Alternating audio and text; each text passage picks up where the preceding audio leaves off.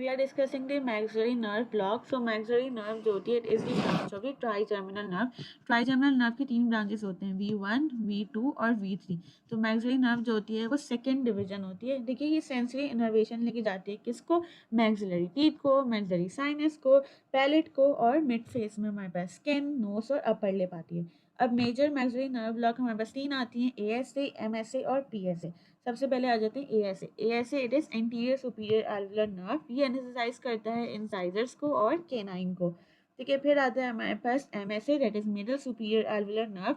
ये एनास्थेसाइज कर रहा होता है प्रीमोलर्स को और mesiobuccal root of the first molar. हम क्या करते हैं, मीजियोबक्कल फोल्ड को रेज करते हैं और फिर सेकंड प्रीमोलर के बीच में जाके इसको इंजेक्ट कर रहे होते हैं. फिर हमारे पास आता है पोस्टीरियर सुपीरियर एल्वुलर नर्व जो कि एनास्थेसाइज कर रहा होता है सारे मोलर्स को एक्सेप्ट जो हमारे पास मैक्सिलरी फर्स्ट मोलर था उसका मीजियोबक्कल रूट नहीं हो रहा होता. वो हम किससे कर रहे होते हैं, MSS से कर रहे होते हैं. ठीक है, हम लोग क्या करते हैं, इसे मीजियोबक्कल फोल्ड को रेस करते हैं और अब सेकेंड मोलर यहाँ पे सेकेंड मोलर से जाते हैं और फिर उसको इंजेक्ट कर रहे होते हैं. PSA में एक मेन रिस्क होता है जो कि बहुत इंपॉर्टेंट होता है, वो होता है हीमाटोमा. ठीक है, हीमाटोमा फॉर्मेशन हो जाती है, it is basically a risk. फिर आती है हमारे पास infraorbital nerve block. Infraorbital nerve block जो होती है वो ASA को भी ASA को भी एनालाइज कर रही होती है, उसके साथ साथ MSA को भी कर रही होती है. हमने देखा था ASA क्या करता है, सेंट्रल लैटरल केनाइन, और MSA क्या करता है, प्रीमोलर्स और मीजोबक्कल रूट ऑफ फर्स्ट मोलर.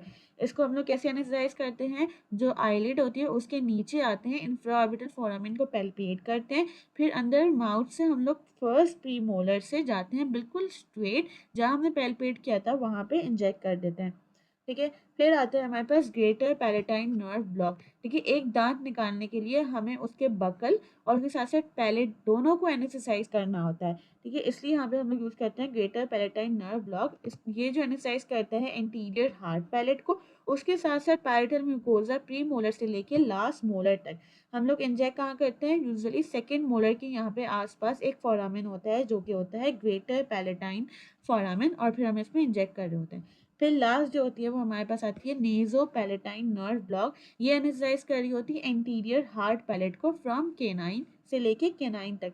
इसको हम लोग क्या करते हैं, इट्स बेसिकली इंसिसिव पैपिला जो कि बिटवीन दी सेंट्रल इंसाइजर थोड़ा इस साइड पे होता है, उसको पैल्पेट करके फिर इंजेक्ट कर रहे होते हैं. मेन चीज़ ये होती है नेजोपैटेल नर्व ब्लॉक थोड़ा सा और पैलेटल और नेजोपैटेल नर्व ब्लॉक ये बहुत ज़्यादा पेनफुल होता है. तो हम क्या करते हैं, ऊपर से थोड़ा सा प्रेशर अप्लाई करते हैं फिर एनेस्थेसाइज